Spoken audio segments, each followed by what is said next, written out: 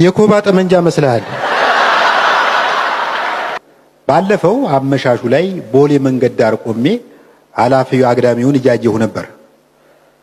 ነገሩ እውነት ለመናገር ሴቶችን ብቻ እየመረጥኩ ነበር የማየው። አብይ አህመድ ቢያልፍ ቀና ብያለሁ። ሼህ አላሙዲ ቢያልፍ ቀና ብያለሁ። ሼፍ ዮሐንስ ምን የመሰለ መክተፊያ አንጠልጥሎ ቢያልፍ አላየው።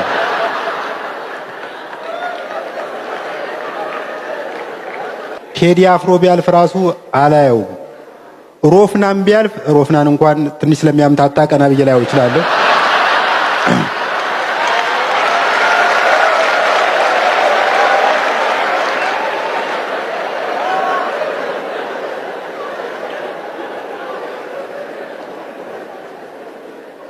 እኔ ከቆምኩበት ትንሽ አለፍ ብሎ ሁለት ጎረምሶች ቆመው ኃላፊ ሴቶችን ይለክፋሉ።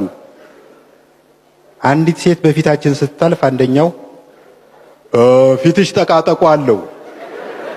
ጠቃጠቆ ለሙዝ እንጂ ለሴት አይነፋም።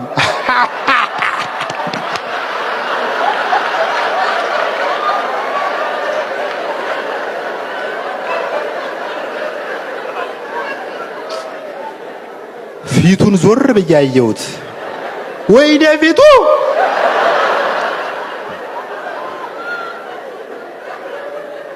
ፊቱ ድንበር ላይ ቢቀመጥ ብቻውን የውጭ ወራሪ ይመልሳል።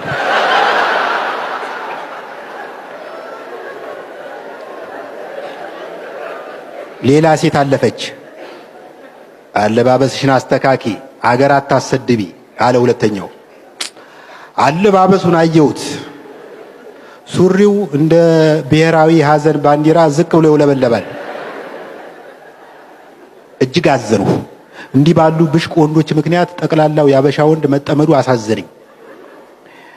በዚህ ሀገር ላይ ጥሩ ጥሩ ወንዶች መኖራቸውን ማሳየት ፈለጉ።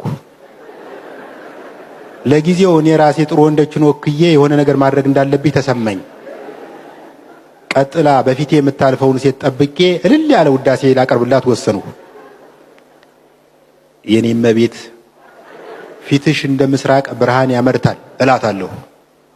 ስለ ውበት ከማወደሴ በፊት እኔ ራሴ መዋቤን ማረጋገጥ አለብኝ።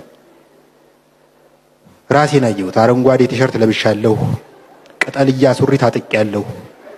ከጫማዬ ጋር ማች የሚያደርግ የስልክ እንጨት ተደግፌያለሁ። በአጠቃላይ ዝንጥ ብያለሁ።